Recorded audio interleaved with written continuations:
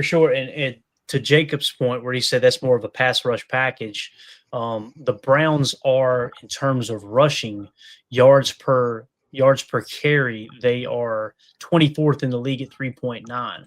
So if there's a game where you could feel, and LVM plays the run pretty well. So if there's a game where you feel comfortable, all right, let's march. You said LVM Browns. You mean Bengals? or Bengals? Yeah, I apologize. That's kind of what Deadfish was saying here. Yeah. Yeah. So yeah, let me double check that because I may have. Yeah, I did have that cross up. Cincinnati is actually 31st. Thank you for pointing that out, Jake.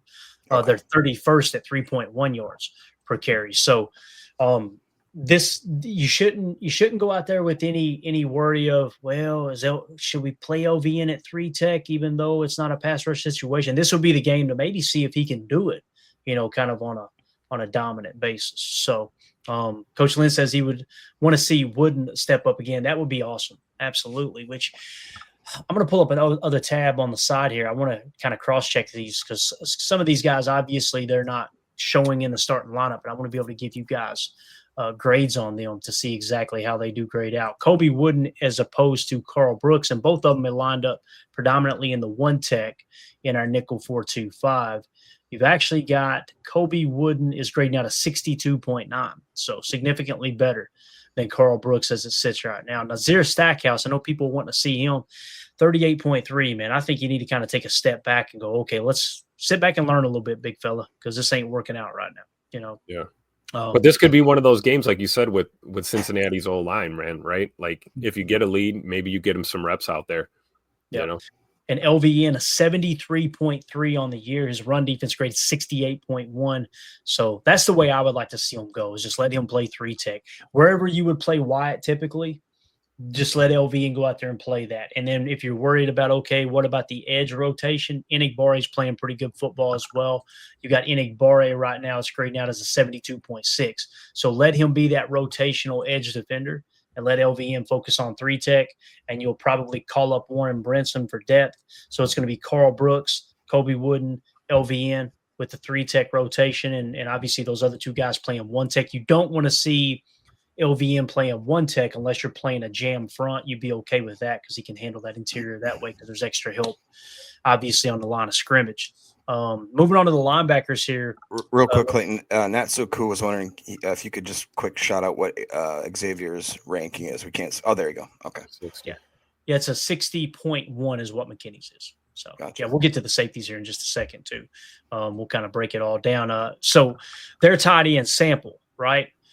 Cheeks his whole career, and he's playing the worst football he's ever played, according to PFF, right? So obviously not overly concerned with him. Our linebacking core, Edgerrin Cooper, 73.8. Quay Walker, 63.2. Solid. That's starting caliber linebacker play from your stack backers in your nickel 4-2-5. Like the matchup there a lot, especially against the run as well. I mean, there's nothing that you look at here from PFF standpoint that you go, in a little bit of trouble there. It looks like they're going to have to double team Parsons, right? Yep. Which is going to give Gary plenty of opportunity to eat. If they double team Parsons and they chip Gary, LVN is in the 3 tech. If he is in the 3 tech, he should be able to dominate his matchup. They got to kind of pick their poison. I don't see any reason to get overly aggressive blitzing these linebackers this week, man. Just play this thing. Let them play aggressive at the mid level. But don't get crazy giving them opportunities by blitzing them. We did it against Flacco. Remember when we played the Browns, Tim? Yeah, I got so frustrated on Chalk Talk because it's like, why are we blitzing Flacco right here? Why are we doing this? Like, why were we running so much cover 1 man at Flacco? Yeah. Also was like mind-boggling to me. So, and it's on tape. Maybe this could play to our advantage, guys. Actually, we understand what we did wrong in that Cleveland game, and now we get Joey Flacco again here with probably an even worse offensive line in front of him than he had in Cleveland. I think it's an opportunity that you're right. If you play aggressive when you need to, and then, stay fundamentally sound, you shouldn't give up too many deep balls and you shouldn't give up too many chunk runs. You should keep everything in front of you. And honestly, I think, it depends on what Cincinnati's approach is going to be. I will say this, I get a little nervous about, not nervous, but Jamar Chase and T. Higgins are still on the field, and they've got a quarterback who knows how to get the ball to a receiver. So I would anticipate anything they try to do over the air is going to be fast, quick, fast, and in a hurry. And to your point, Clayton, your middle linebackers need to be able to be aggressive in the middle and not be washing themselves out of a play because you're trying to rush 5 or 6 guys, Yeah. And as Six-ish says here, I'm not extremely confident. I'm not sold on a win. Nobody should be six. Hopefully everybody's learned their lesson by now. Yeah. That's the big thing here. Now let's talk about the Tuesday player in Chase. Chase is respect orange. It feels like when you retake a test. Jamar Chase, 76.8. He's the 16th highest graded wide receiver. This is your Tuesday player. He and T. Higgins is kind of a borderline Tuesday player on offense. Trey Hendrickson's your Tuesday player on defense, obviously. So Jamar Chase, 76.8, guys, throughout his career, 85.3, 83.9, 85.3, 85.8, 76.8. The numbers would suggest he's going to take a step forward, right? Not necessarily this game, but as the season goes along. But those numbers that are inflated, for the most part, have also had Joe Burrow as his quarterback. That's a big difference there, right? And Flacco played like cheeks last week, the last time he started for the Browns, which was the week before last, I think it was. He looked really, really bad. I can't remember what team was it. It was the Lions that beat him, right?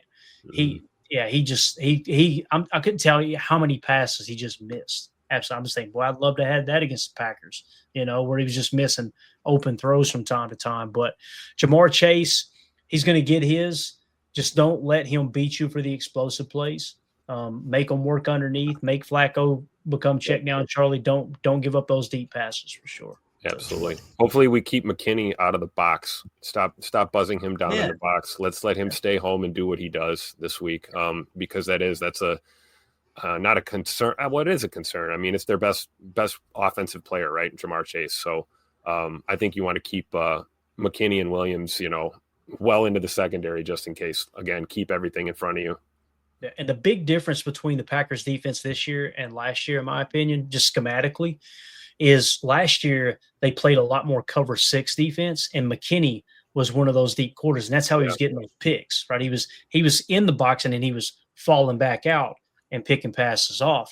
Hopefully they go that route this week. And like I said, keep that cover 4 of the cover 6 over on Jamar Chase's side for sure. And Coach Lynn said, Buzz Williams down. Completely agree. Because you're not overly concerned with the run. That could change. We talk about there's 3 phases of the game every week, right? The first quarter, you're collecting information. What are they doing? Does your game plan line up with what you've seen on tape? Are they sticking to what works for them here in the past? The last 4 games, saturation +2. Is that the route they're going? The second quarter is all about adjusting to what they did, right, or did not do, and controlling the middle late. And then the fourth quarter is a standalone game, right? So buzz the box with Evan Williams and don't be overly concerned with the run. Make sure that when they come out in their 2x2 set and they like to run a slot cross concept or a drive concept, make sure you've got whoever's buzzing the box bending and cheating towards wherever Jamar Chase typically is numbers wise. It might be 63% of the time he's a dig on a drive concept. If that's the case, then make sure you got that dig covered and make them beat you left-handed. It's playing the Belichick bullseye defense without playing man coverage bullseye defense, essentially. So Higgins. Go ahead, Tim. Oh, I'm sorry. I didn't mean to cut you off. I was just saying this is going to be a massive test for our corners. If Nate Hobbs is the dog that I think he is, he's going to have a full workload. Same thing with Keyshawn, dealing with T. Higgins as well. And I'm sure we will see some rotation. I'd like to see Valentine on the field and maximize his opportunities when he's out there as well. But if we get good cornerback play, at least, good in the sense of I don't care if you're, allowing a completion in front of you and wrapping a guy up right away. And, we just keep playing fundamentally sound. It's like you said, getting beat over the top. Can't have any of that because that could be the difference in a game like this. One explosive play could just change everything. Yeah. Coach Lynn in the chat said, love that breakdown by quarter. Clay, where did you hear that? That is Bill Belichick 101. Bill Belichick, Michael Lombardi 101. And it's my understanding it originally came from Bill Walsh. And listen, I'm the president of the Matt LaFleur fan club, right? I think he's a great schemer. I think he's a great offensive coach. I think his players love him. I think they'll go to bat for him because he breaks out the strap every now and again. But the big thing with LaFleur, what LaFleur is missing, in my opinion, are those aspects of the game. Like he is really – I would grade Matt LaFleur on his offensive play calling and his offensive game planning over the course of his career, I'd give him a minimum of an A, maybe even an A+. He was the but when best guy around. When it comes to managing the middle eight, I'm telling you, man, a D+ at the most. It's really bad. And that's why the answer to me isn't, well, we got to fire out the floor and start all over. That's just mind-boggling that there's some fans that feel like that. To me, the answer to that question is, okay, how do you fix that? That coach needs a coach. He needs to hire a senior advisor to come in. And that's not named Rich Bisaccia. Rich Bisaccia's already got this is not what Rich Bisaccia is doing as the assistant head coach, right? And this isn't a dig against Bisaccia. Bring in somebody to help Matt with those situations, right? To kind of pull the reins back a little bit. Now, Matt's got to be willing to lower the ego and ask for that. And I'm telling you, man, if you go back and study Bill Belichick, guys, I spent the last decade studying Bill Belichick. I know people hate his guts. I could care less. He's the greatest coach at the NFL level in the history of the game, in my opinion. Okay. What did he do different than the other coaches? He had a guy by the name of Ernie Adams that was his right-hand man. And he had Ernie Adams with him in Cleveland. And when Art Modell fired Bill Belichick when he moved the team to Baltimore, Art Modell was being a smart ass. He made a comment one time and he said, I'll give the first person $1,000 that could tell me exactly what Ernie Adams does. Right. He had no clue how Belichick operated. Ernie Adams is that dude that's in Belichick's ear. He's got a direct channel to Belichick when he was in New England. Hey, Ernie, what do you think about this? Or Ernie would chime in and say, hey, Bill, here's the percentages on going for it for 2 here, or going for it on 4th down. Or, hey, look for this. Let me give you another example. Go back to the Super Bowl where the Patriots beat the Seahawks. Remember the interception in the end zone? Yep. All the media and all the fans portrayed it as, what a knucklehead play by Pete Carroll not running Marshawn Lynch there. Well, you know why they threw the ball there? Because it was going to give them the maximum amount of time left to be able to take 3 shots at the end zone, and you're probably going to run the other 2 times, right? They come out in a stack look right? And they thought, we're going to beat them here. They're going to run a little rub route, and it's just going to be a quick slant.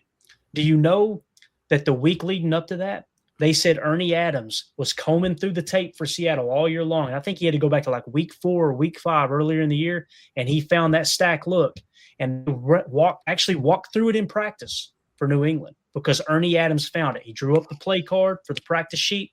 Hey, guys, we need to practice this. Malcolm Butler all week long did not stop it at all.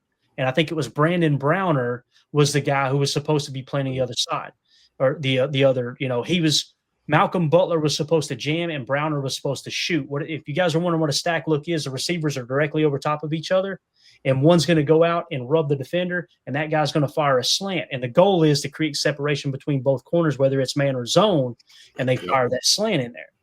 Well, you got one guy who's supposed to jam the jammer into the receiver, and the other guy shoots. Well, right before the play started, Brandon Browner told Malcolm, and he probably thought it hasn't worked for Malcolm Butler all week long in practice.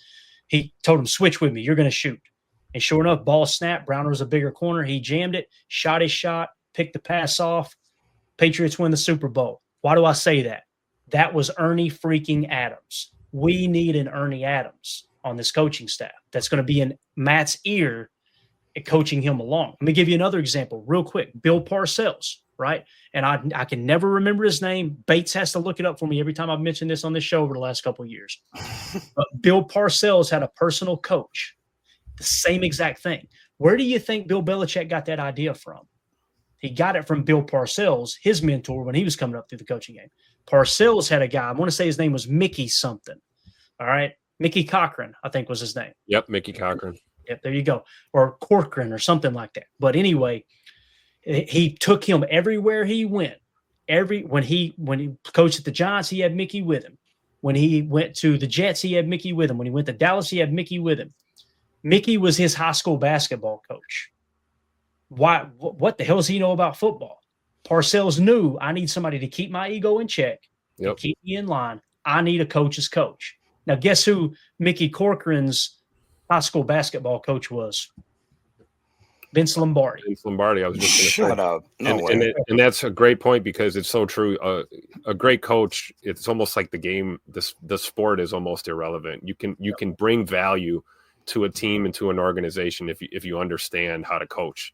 And Vince Lombardi was always a great example of that, right? Coach baseball, coach basketball, and obviously coached a little football too, right?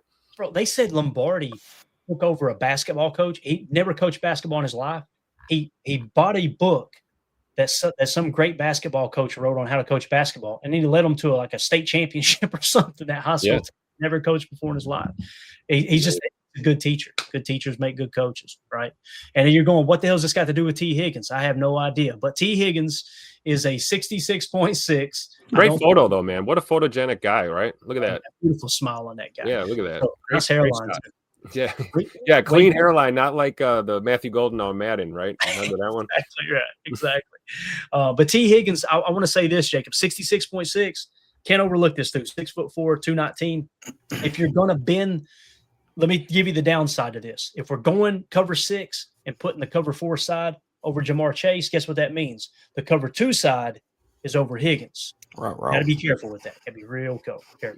So. Yeah, they definitely have a double-edged sword there, a two-headed monster, if you will. 2 human meat missiles that we have to absolutely stop. If you had to pick, I know it doesn't work like this, but if you maybe had to select a defender that you'd like to maybe play predominantly against T and one verse against Jamar, which one of our cornerbacks, I guess, style would you think matches up with those receivers? Does that make sense? I think Keyshawn's going to make T. Higgins have a long. That's what I was thinking too. I would love to see that, and then maybe have Hobbs go a little more kind of that perimeter area.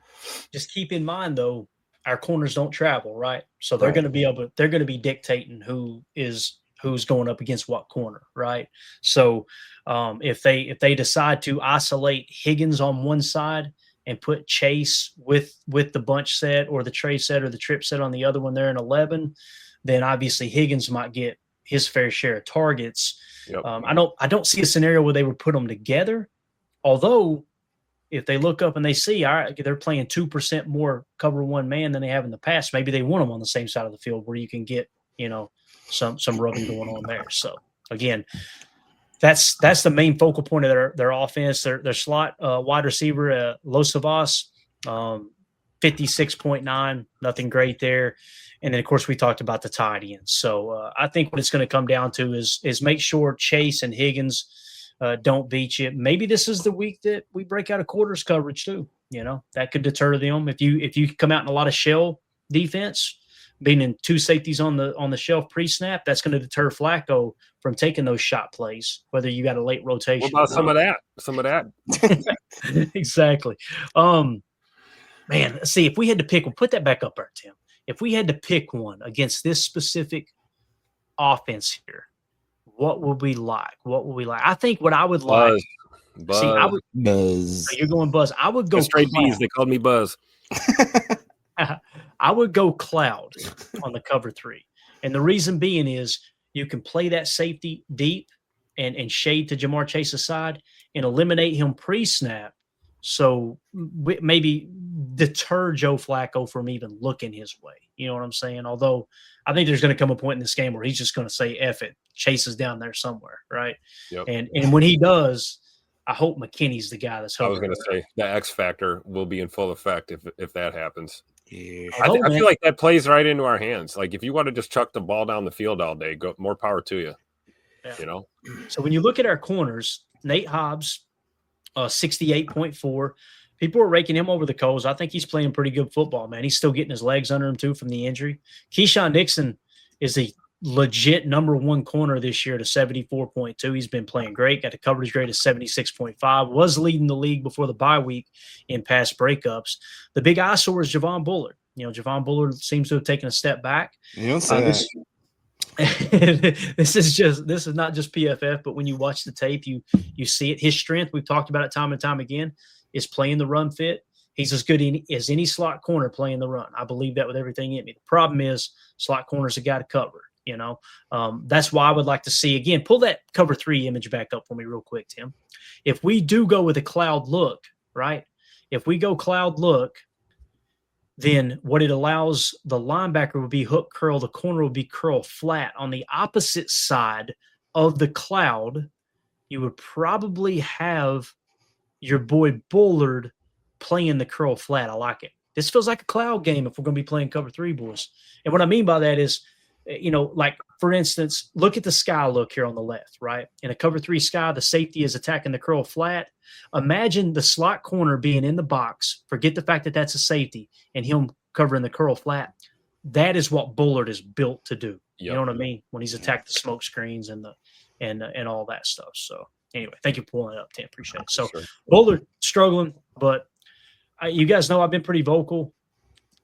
I would much rather see Hobbs in the slot and Valentine on the outside. That's just me personally. But Bullard's a second-round pick. They like him. And I tell you, man, when he flashes, though. No doubt about it. So absolutely. For just a second, though, can we get a little appreciation for Evan Williams? 72-3 is a rookie, and now he's a 73-1. Here's Jake, the guy. We all jumped on board with the Javon Bullard train last year in the draft, right? We were like, that's our dude, that's our dude. They took Evan Williams a little later in the draft. We're like, okay, yeah, well, we got a little bit of depth, whatever. Thank God they took the second swing, right? This dude's a dog, man. I mean, I'll go so far as to say I was obviously Javon Bullard fan club #1. I was more excited about Kitano Oladapo than I was over Evan Williams. And I think obviously a lot of fan base was on board with that. We talked about how he looked like a dog. He could make some big hits, some hit sticks, but I think me and you both are kind of overall consensus. It just doesn't seem like he can cover well. And we don't know if he can translate his type of play style to the NFL. Very happy that I was wrong a lot. Glad to be wrong about Evan Williams. Plus, Absolutely. It's just cool that like the drink only spelled the same. I really, really like that. He's just a baller, man, and he just seems like he fits in with the city, with the community, the organization. I am just over the moon at just again. We go back. We've talked about it many times over the last few episodes or last season. Goody being able to absolutely flip the safety room from what it was being an absolute liability to being a freaking strong suit where we have guys sitting on the bench that could be possible starters for other teams is, I think, something that needs to be studied. Yeah, and you'll notice here, Evan Williams, look at the majority of his snaps this year, guys. 157 snaps at free safety. That means post safety. He's playing deep, right? I imagine McKinney's going to have more box snaps. Let's see, though. Maybe he won't. Now, he's got 174 at free safety as well, 71 in the box. If you go back to Williams has only 47 in the box. So, obviously, the math ain't math in there, PFF, but we'll go with it, okay? You gotta trust the numbers, what the PFF fans say. So, with that being said, though, I think McKinney's going to be fine. I think they're steering clear of him. They've been doing it all year long, and really love the fact that Evan Williams said, "Okay, cool. You want to target me? You're going to pay." I love it, man. Mm-hmm. So, absolutely. All right. Anything else here in terms of their offense against our defense? Anything I missed? Jacob, you got anything on the forefront of your mind? Any over-unders or anything with the Browns? Anything at all, man? If you meant Bengals, no. I one thing that when you said it's the Browns West here. Yeah. When you said you were talking about how just you needed somebody to, like, for Coach LaFleur to have somebody maybe in his ear that kind of humbles him or whatever, it immediately made me think of a quote. And I was like, God, I can't remember what it was. It was from a story, apparently, that goes back to Marcus Aurelius, Roman, guy hired an assistant as he would walk through the Roman emperor in the towns and greeting the people in the town square. He hired an assistant. His only role was to literally sit behind him and go, "You're only a man. You're only a man." As people were literally like throwing them and kissing his feet and like trying to just worship him. He literally had a guy that his only job was to remind him to, like, be humble, get your, keep your head square. And I think that was a great point you made, that's probably, and he's a young guy. We forget how young Matt LaFleur is. Like, right. He is just absolutely, like, it's crazy seeing, like, I don't know about you guys, when I watch these guys on the TV, it feels like, for whatever reason, I see them as older than I am. And I'm like, I'm 38. Right. I'm like old enough to be some of these dudes' daddies. Like, right. It's just kind of weird. Never know. That perspective. It might be. You know what? Know. There could be a few. My Nashville days, man, I hope that's true. I need to make some money. I'd say my papa got some kids hovering around somewhere we don't know about. I probably got a couple siblings here or there. But what was I going to say? There was something. Oh, and I want to be clear about the Matt LaFleur thing too. I personally, Jacob, I don't think it's ego with Matt LaFleur. No. I think it's emotion. I think he gets so like, damn it, I know my guys I know we can convert right here. I know we can get, complete one more pass and ice this game. And that's where I'm mind boggled that some people think he's conservative as opposed to aggressive.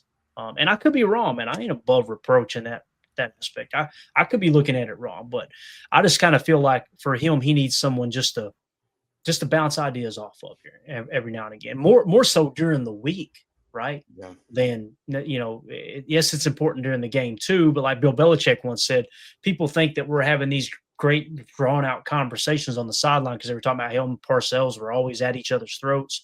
Parcells was about to kill LT. LT was about to kill Belichick. Belichick was about to kill the next guy.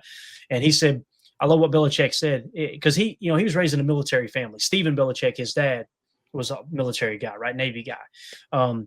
And he was a football coach as well. He actually created, many people don't know this, but he created the grading system that dominates the NFL, right? Stephen Belichick actually created that player grading system. But he said what Belichick said about those situations with him and Parcells was, when you're in the heat of the moment, you're in the heat of the battle, you give an order and you take an order. There's no time to hash it out or have hard feelings or, he got mean with me. It ain't none of that. It's time to go. And you guys, I'm telling you, man, if you want to watch a great football doc, go to YouTube. It's worth the purchase too if you have to buy it. It's a 30 for 30 called Two Bills. And it's Bill Belichick and Bill Parcells. They finally get them to sit down together because they, as they describe in there, they were more friendly than friends, right? Because they butted heads along the way too. Damn, what a great conversation. I've seen it. I bet I've seen it 200 times. And if I ever catch it on TV, it's a remote drop. It's unbelievable. It's called Two Bills. Watch that. You'll learn so much about football in just that little doc there. It's wild. So anyway, I know people get tired of hearing Belichick on this particular program, but it's just like Michael Jordan in the 90s. I was too young. I loved basketball back then. That's when basketball was actually basketball and not this flopping around BS that you see today. But the thing about someone like Jordan or, Belichick being the greatest or even Brady being the greatest quarterback of all time, just insert someone, is when you've got the opportunity to learn from someone in real time that's the greatest at their profession, how big of an ego do you have to go, I don't like him. I ain't listening to anything they got to say. And well, he cheated. Yeah. You can find every single organization that's cheated along the way. You ain't cheating. You ain't trying. Yeah. When they deflated those balls, people forget about Aaron Rodgers. Aaron Rodgers going, I actually like a little more pressure in our ball. And the Packers organization like, shut up, Aaron. Like he was overinflating the ball because he felt like it was harder for the defense to pick the pass off, harder to catch, right? Mm-hmm. And he had large enough hands that he could grip it and spin it and put that thing on a dime. So that stuff goes on. The Chicago Bears got caught one year filming practice. Nobody talked about it because the Bears sucked. They couldn't even win when they were cheating. But when the team that's cheating wins, you make an example of it, right? So anyway, anything else, boys? Anything else y'all want to hit on before we wrap up here? We could probably go another 12 minutes if y'all want to. But what do you got, Jacob? Anything on your mind? Honestly, no. I mean, I'm just I saw a few people in the chat talking about how Edgerrin Cooper needs to have a little bit of a bounce back game. I did see some uncharacteristically kind of sloppy play from him in certain aspects. Missing a couple tackles in the backfield where he would have had a tackle for loss when it ended up, I believe, bouncing out and getting like an 11-yard run. I want for him to get it just feels like we need to have a get right game. And I'm a little bit nervous just because of the whole trap aspect that this kind of feels like Joe Flacco. I do think, though, like you talked about, Tim, that him having to come in and learn an offense and kind of put it all together, I think that the pendulum swings a little more in our favor for that. And I just think that Parsons is going to be absolutely salivating to just ruin Joe Flacco's debut in Cincy. Yeah, I would agree with that 100%. And I think that's going to free up guys like Coop to have a hell of a game, right? If you're talking about a bounce back game. And Gary. And Rashawn. Yeah. But keep in mind, an off day, like we talked about this, an off day for Edgerrin Cooper is pretty damn good linebacking by NFL standards. There's guys that would love to put up the kind of numbers and get graded the way he did. But it's year two. We have to remember that just because Coop plays like a veteran, looks like he's been a pro for 8 or 9 or 10 seasons already, doesn't mean he is. And he's always improving, always getting better. But I think to your point, like even like what Clayton was mentioning, let's not get overly aggressive. Let's rush 4 and get home. That being said, I think Mike is going to have a hell of a day, and then it should make things easier on Quay and Cooper back there, and McDuffie as well. Yeah. Yeah, so when you look at the PFF grade here for Cooper, PFF agrees with you, Jacob. Like, he's not playing as good as he did last year. And we talk about the sophomore slump. And if his sophomore slump is a 73, sign me up, right? Yep. But let's cross check this. We've hit on PFF quite a bit. We got a few minutes here, so I'm going to jump into NFL Pro real quick, and let's see how he's stacking up with the rest of the defense. If we show all players here on defense, leading the team in tackles is Quay Walker with 42. Edgerrin Cooper has 33. Let's talk about stops. In stops, Quay has 22, Edgerrin Cooper has 20. All right. Hustle stops, where you cover 20 yards of ground and make the stop. Cooper is leading the team with 8. Quay's got 6. All right. In that regard, Edgerrin Cooper's got a half sack. Quay doesn't have one yet, although we blitz Cooper more than we blitz Quay for sure. Let's see in pass defense here. Edgerrin Cooper has been targeted 22 times. He's given up 20 catches. Don't like that number. The rating is an 88.4. Quay Walker has been targeted 20 times, only given up 16 catches, but a lot more yards at 152 to Edgerrin Cooper's 115. So the rating for Quay is 115. That's because he gave up a touchdown there as well. So Quay's playing much better football this year. I'm really excited about that. I hope they can get him on a steal of a deal. That would be absolutely awesome. But yeah, even though Edgerrin Cooper's having a down year, he's still second on the team in stops, which is really cool. And look at Gary, right back to doing what he did last year in run stops. Yep. 15 run stops. Now here, this is a perfect example. Look at Bullard, though, too. When you look at Micah Parsons' PFF grade, you go, he is dominating, right? Well, look at the run stops for Parsons, only 8. Gary has almost doubled his run stops, right? And when you look at run D snaps, Parsons has 44, so Gary only has 6 more snaps than him on run defense snaps, right? So Gary, a much better run defender than Micah Parsons. No surprise there. We talked about Micah's not a bad run defender. It's just not his superpower. But then when you look at sacks, Gary with 4.5, 2 of which came with Micah on the sideline. Micah's only got 2.5 sacks. Now, here's where it gets interesting. Look at the quarterback pressures. Gary only has 12 pressures. Micah has 26 pressures. His pressure percentage, let's just sort by that real quick. Pressure percentage on the team, Micah Parsons leads the way. Evan Williams has got 100%. He's only blitzed one time, evidently, and he hit home with the pressure. But 22.4% of the time, Micah Parsons is hitting home with pressure. Quay Walker, a stack backer, obviously is going to be a little bit inflated, 16.7. Baron Sorrell, 16.7%. So you look at the PFF grade for Sorrell and you go, he's playing bad football. Pressure percentage suggests otherwise at 16.7. Although, Tim, remember that last game we showed that running play where Baron Sorrell got caught peeking, didn't he? He got too aggressive upfield and gave up that explosive run. So it may explain the lower snap count for him, 17 snaps. I mean, they're probably going to try and pepper him in stages here. You only learn by doing sometimes, right? So I think it's tough though. But yeah, if you're becoming a liability on the field in certain situations, then they're gonna dial back those looks for you. But I fully think Baron Sorrell is going to progress really nicely. I do. I think he's a good player. It's just I don't know. It's really tough at this point. But with Wyatt being out, there's an opportunity here. You never know. Yeah. The other thing too, I want to point out. We, to the best of my knowledge, we're the only program that talks about this. You can tell when they're harnessing a pass rush to play the run. We've talked about the touch spy. We've seen it again last week on the tape. And when people were talking about last week, the most casual thing that I hear sports talk hosts talk about is, well, when they're double teaming Parsons, Gary's got to hit home. Well, if they're firing Parsons on a true pass rush and they're still focused on stopping the run, guess who's the edge defender who's staying at home to play the run a little bit safer? It's Gary. Right. If you didn't maintain your edge. Yes. If you didn't see the run stop numbers attached to Gary, I would be on board with that. Like, hey, he's got to play better. But you're seeing that's the game plan is they're turning Parsons loose and Gary's playing a little more of a controlled rush. He's still going after the quarterback, but he's making sure he's playing the run on his way to the quarterback. With Parsons, they're going, hey, dude, pin your ears back and go, And when they're double teaming you and you're pinning your ears back and going and you're not hitting home because they're double teaming you, and on the other side, you're playing a conservative pass rush, you got to have somebody else hit home. And that should be LVN. And when you look at Lucas Van Ness, 12.8%, that's solid. I mean, that's a solid again, pressure percent. We talked about last year. He was averaging the second half of the season a 15% pressure rate. He's now stabilized that at 12.8% pressure rate, which is solid. And then, of course, when you look at the stops, he's got 7 stops on 41 run defensive snaps. Got a hustle stop there as well. He's got a half sack and 11 total pressure. So LVN, boys, I'm telling you, man, I hope this might be a blessing in disguise with Wyatt getting banged up a little bit. Maybe they really press into LVN playing more 3-tech. That's what I think we should do. But what do you think about those numbers, Jacob? Anything you want to add there, man? Any other player you want to see any specific numbers on? No, I just was going to ask because correct me if I'm wrong, kind of the metric that's out there is that anything above 10% is considered good, right? Anything more than that 12 to 15 is pretty damn good, and anything above that is pretty great.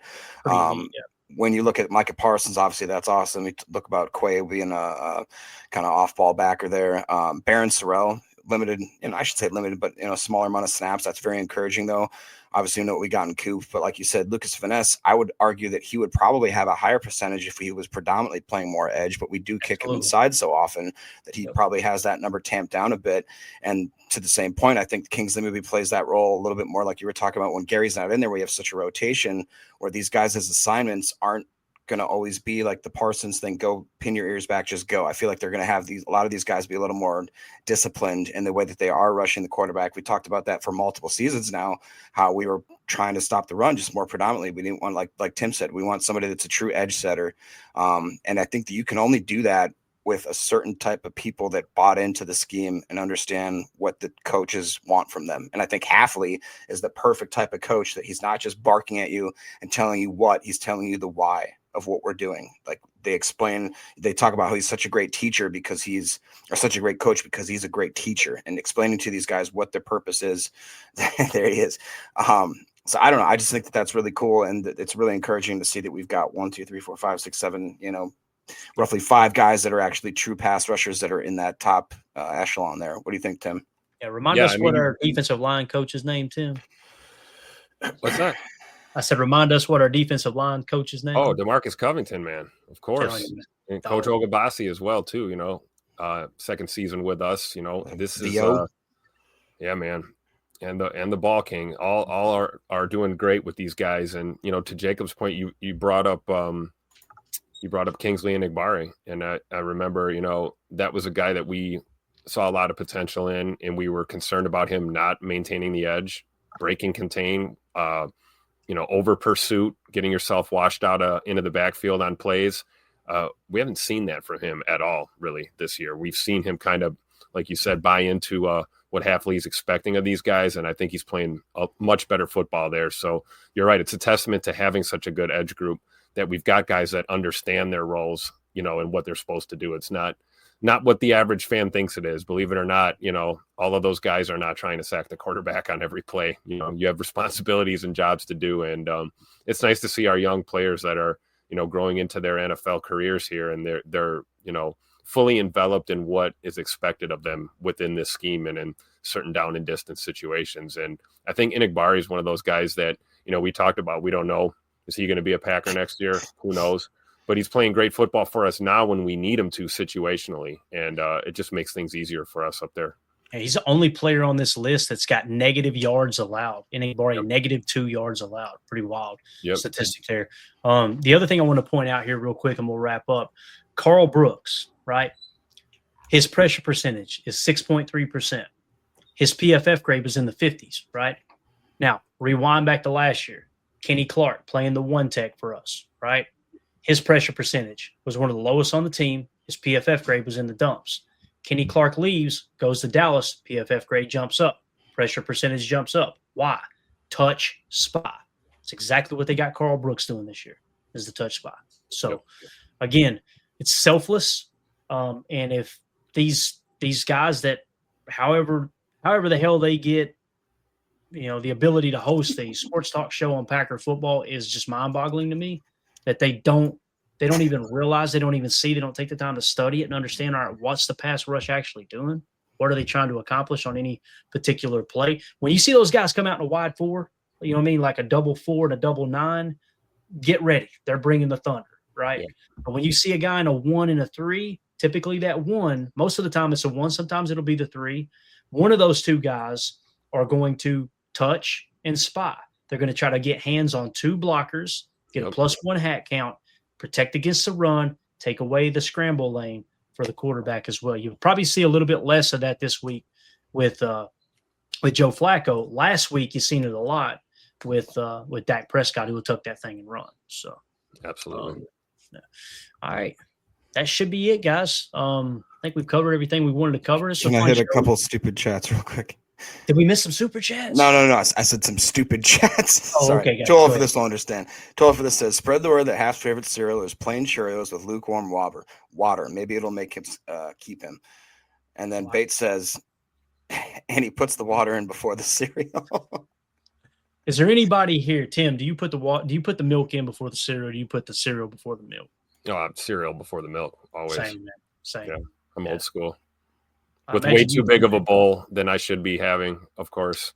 Man, I'll tell you, I don't eat much cereal these days, but boy, oh boy, when I do, it slaps. It takes me back. It takes me back to 8 years old, sitting in the floor. My mom and dad had that floor model television set. You know what I'm talking about? Yeah. Oh, yeah. Watching Roadhouse on a Saturday morning. My God, it ain't better than that, man. You were the remote control back in those days, right? Oh, you kidding me? Turn that TV up. Change the channel. I'm telling you, man. And we had one of those old school TVs where you just had like 12 channels, right? Yep. Clicking it. Pole like that. And that knob would wear out and you'd have to catch it right in between because it had to, you know what I'm talking about? You had to get the channel just right. Yep. Dad be cussing you, smoking his Marlboro Reds. Like, Jesus. So, hearing the cereal hit the bowl. Yeah. Man. Oh, yeah, for sure. What's your favorite cereal, boys? Let's piss some viewers off real quick. What's your favorite cereal? Yeah, if you don't know right offhand, then you ain't got one. You got one. It's Berry Kicks. I'm right. Golden Grams all day. Golden Grams. Lucky Charms is a close second. Yeah. For me, man, it's them Fruity Pebbles, bro. Or the Dino Bites. The Dino Bites. Oh, yeah. Malto meal? Hell yeah. For those of y'all that was eating on Uncle Ep there, you know what I'm talking about, that EBT, baby. Uncle Ep. We had the old school food stamps. Give me those Dino Bites, man. Yeah. Mama say, J. Cole says, Captain Crunch. If you want to rip the top of your mouth apart, sure, Captain Crunch. Like doing on a chainsaw, right? Yeah. Good flavor, though. Good flavor. Yeah. Well, RFK putting into all this, ain't he? What the hell's his problem? Yeah, get around us. I'm like, man, there ain't nothing wrong with the cereal, RFK. Calm down. I walk in the yeah, whoa. I walk in there for it. You know what I mean? I'm like, what am I doing in here? Maybe I got a touch of it. I don't know. But anyway. All right, that's it, guys. This show sucks. We're out of here. Appreciate y'all hanging out with us. We'll be back tomorrow at probably 6 p.m. Central for PTA Live. And we'll give you the latest injury report update. And I think what we'll do is go ahead and start diving into the game plan tomorrow. We'll give a specific game plan geared around how to beat the Bengals, not the Browns, the Bengals. So, as I said it all night long. Tim, tell them about this awesome cause that we're raising awareness for here, man. Yeah, we can't get out of here until we mention operationhorsesheal.org/how can I help. Make sure you guys donate. Each donation is a chance to win an autographed Romeo Dobbs jersey, but really the most important thing is the mission. I mean, we're helping out veterans and their families. Equine therapy is awesome. Bates will tell you all about it. If you ask him in the chat, he's done something like this similar once before. We're trying to raise money for Operation Horses Heal so that they can get a horse trailer and a truck so they can bring some of these equine programs right to veterans rather than having to get the veterans out to the property. So it gives them a chance to really expand their mission and what they're doing. And it's all about helping veterans, active duty, and their family members. So operationhorsesheal.org/how can I help. Make sure you donate today, man. We'd really appreciate it. I think it's a great idea too, man, what they're doing there, because like there was a short stint where I was donating products to a veteran house. So it's basically homeless veterans. They put together an old house downtown here in Johnson City, which is about 15 minutes from where I live. And it was donated for veterans. So they set it up, stocked the house where these homeless veterans could come in and stay, get on their feet, and then, get their life turned around. And just the thought of one of those homeless veterans' homes, right, and them being able to bring the horses in to, that's really, really cool. So obviously being able to be mobile in that aspect with that charity is just a great thing. So just glad we can be a small part of it. So absolutely. All right. Thank you for the Romeo Dobbs jersey for the giveaway, Clayton. Dude, or thank Mandy. I should thank Mandy, right? She probably got Mandy. it from the auction, right? Yeah. I wake up every morning and go, "Can I have money today?" She's like, "Here's $10." So that's the way that works. But yeah, she definitely purchased that. So, but that's the least we can do, man, to give back to the awesome veterans out there. So, yeah, make sure you guys check it out. And if you're watching on X, the easy way to get to that link is just go to my Twitter profile, my X profile, click on it. You'll see a tweet that's pinned at the top of the page. And I quote tweeted Tim. Just click on his tweet there, and you'll have the link right there. It's real easy to get in and donate and give yourself a chance to win a cool piece of memorabilia and give back to a great cause as well. So that's it, guys. We'll see y'all tomorrow, 6 p.m. Central for PTA Live. Everybody have a wonderful evening. As always, let's go out and be the change we want to see in the world. And go, Pack, go. Here we go. Bye, guys.